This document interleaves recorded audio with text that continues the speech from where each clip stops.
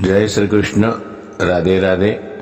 રાધે સત્સંગમાં સત્સંગનું રસપાન કરતા બધા જ આત્મીયજનો, શ્રી વલ્લભની પ્રેરણાથી પ્રેરાઈને રાધે સત્સંગમાં આજે આપણે ઘર એક મંદિર, આપણે ઠાકોરજીને મૂકીને યાત્રા કરવા ક્યાં જવા, અથવા તો ઠાકોરજીની સેવા નિત્ય ન બનતી હોય તો યાત્રા કરવા જવું કે નહીં તે વિશે જોઈએ.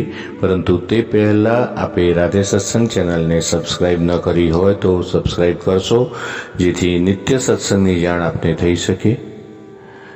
શ્રી વલ્લભાધીશ કી જય. પ્રિયજનો, શ્રી ઠાકોરજીને ઘરમાં મૂકીને યાત્રા કરવા ક્યાં જવું? શ્રી મહાપ્રભુજી આપણને સમજાવતા કહે છે કે શ્રી ઠાકોરજીની નિત્ય સેવા, ગૃહ સેવા જરૂરથી કરો, પણ આજે આ મંદિર તો કાલે બીજું મંદિર, પછી ત્રીજું મંદિર, એમ જ્યાં ત્યાં ફક્ત ભટક્યા કરો, રખડ્યા કરો એવું ન કરો. જો કોઈથી નિત્યક્રમ મુજબ સ્વરૂપ સેવા ન બનતી હોય, અનુકૂળતા મુજબ સેવા ન થઈ શકે તો એણે યાત્રા કરવી જોઈએ.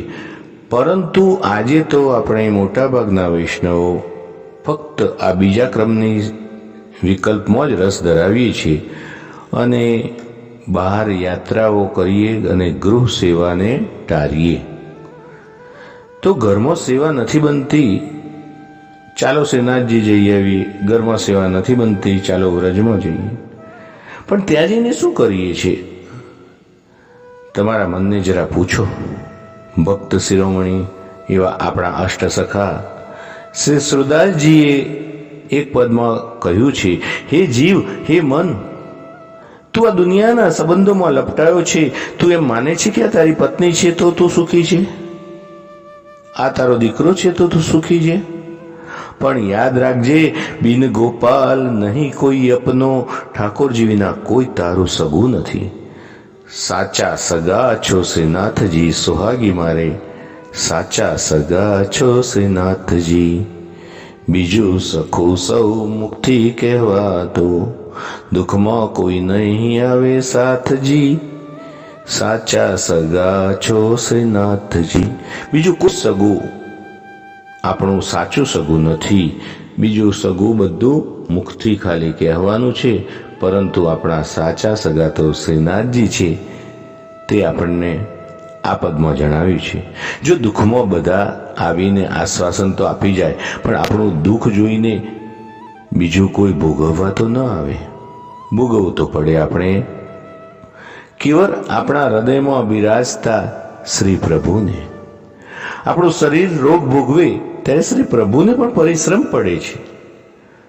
સુરદાસજીએ કહ્યું છે કે કોણ માતા પિતા, કોણ સુત ઘરની, કોણ બાપ ને કોણ માँ, કોણ પત્ની ને કોણ દીકરો, यह सब जग रैन को सुपना.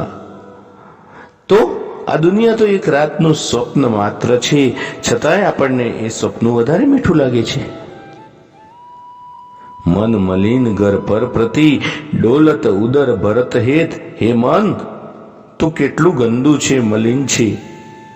બે કોરિયા અનાજ માટે ઘર ઘર ભટકે છે. આપણને જોઈએ એટલું ઠાકોરજી આપતા હોવા છતાંય વધારે ને વધારે કેમ મળે એના પ્રપંચમાં આપણે ફસાયા છીએ. 1000 મળે અને 10,000 જોઈએ, 10,000 મળે તો લાખ જોઈએ, લાખ મળે તો કરોડ જોઈએ, કરોડ મળે ત્યાં સુધીમાં તો આપણી કરોડરજ્જુ પણ ભાગી જાય. અને એ કરોડને સાચવવાની ઉપાધિના પોટલા એવા આવે છે કે નથી સેવા સુસ્તી, નથી સ્મરણ સુસ્તું. એક વૈષ્ણવ બહુ રાજભોગ, શ્રૃંગાર અને અત્યંત રાગભોગથી પ્રભુને અંગીકાર કરાવવાની એમની સેવા હતી. ઠાકોરજીને શ્રૃંગાર ધરવા બેઠેલા હોય અને બાજુમાં મોબાઈલ ફોન મિનિટે મિનિટે ઘંટડી વાગે જાય. શૃંગાર ધરતા જાય, વાતો કરતા જાય. તો એમ લાગે કે બધું પહેલા પતાવી દો ને પછી જો શૃંગાર કરે તો. વાતો કરતા કરતા તમારા મોંના છાંટા પણ પ્રભુને ઉડે છે.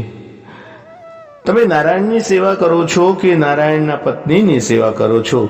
શ્રી હરિરાય ચરણમાં પ્રભુજી આજ્ઞા કરતા કહે છે, તમે પેટ ખાતર કદી ન જીવશો, જીવનમાં સદૈવ સંતોષ રાખજો.